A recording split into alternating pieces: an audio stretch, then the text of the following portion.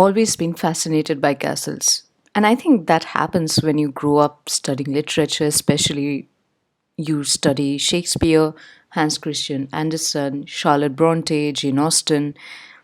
You are constantly fascinated by stories that begin with once upon a time in a land far away, and you start developing a sort of familiarity with those. And as a student of literature, when I first visited Kronborg Castle in Denmark, it resonated with me.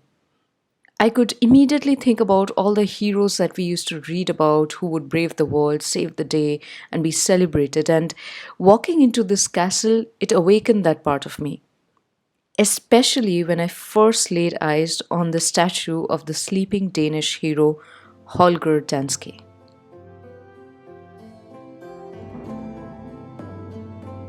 In his story, Holger Danske, Hans Christian Andersen writes, "But the most beautiful sight of all is the old castle of Kronenberg, where Holger Danske sits in the deep, dark cellar into which no one goes.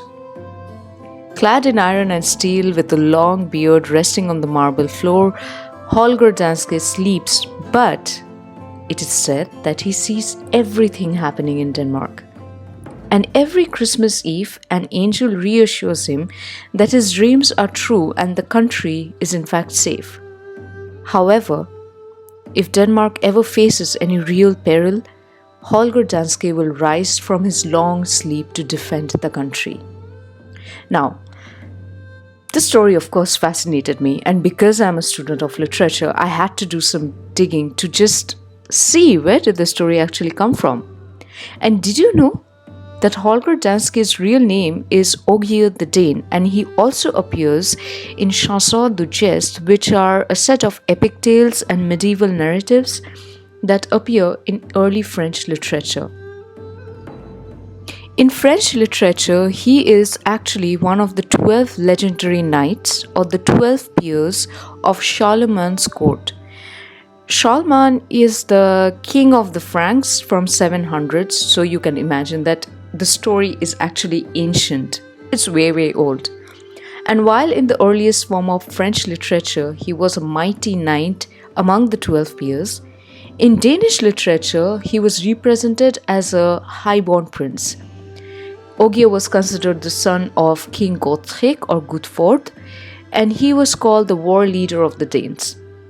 The legend took shape in the 16th century as Holger Danske Chronic, which I'm assuming loosely translates to the Chronicles of Holger Danske. And this Danish translation was taken from the French prose romance Augier le Danois by Christian Pedersen. Now the story says that Holger Danske, now the king asleep in the mountain, walked back after his battles in France, holding a sword and an armor that were adorned with hearts and lions. The lions in his armor symbolize strength, and the hearts represent gentleness and love. We will also see him wearing a golden crown on his head, which is said to be glowing with the color of life. Holger Danske embodies the Danish adaptation of heroic traditions, evolving into a symbol of national resilience. Over time, the legend has become intertwined with Danish history, immortalized by Hans Christian Andersen, who likened him to great Danish figures like King Canute, Valdemar, and Eleanor Ulfeldt.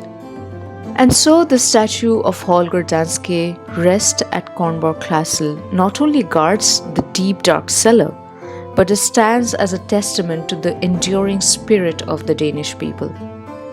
And maybe, just like me, you have found inspiration in this story. To be honest, Kronborg Castle is filled with mysteries like these. And in my next episode, I will talk about another interesting fact while taking you on a short castle trip. I am Bornona, and you can call me Nora. I'm here to share with you some very interesting things that I come across in my seemingly boring life.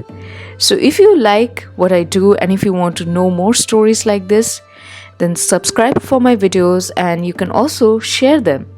And of course, if you visit the castle or have already visited it, do share your experience below. I would love to know about it. Take care.